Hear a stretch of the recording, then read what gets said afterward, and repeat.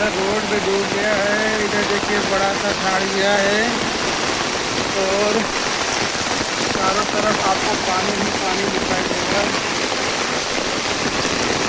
लोगों के घरों में भी पानी ही है। मैं रोड पे चल रहा हूँ।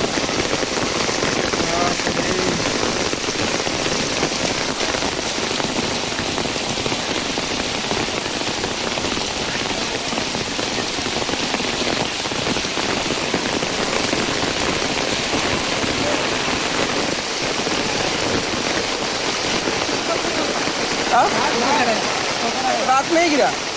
हाँ, रात में गिरा।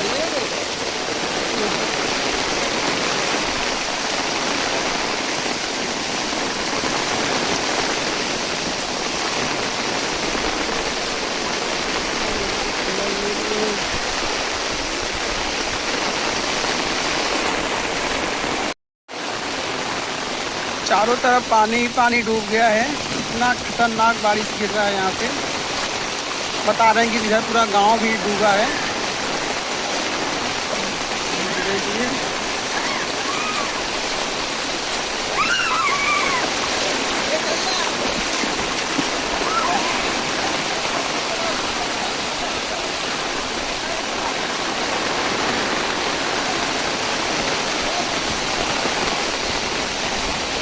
जहाँ तक नजर जाएगी वहाँ तक पानी ही पानी है।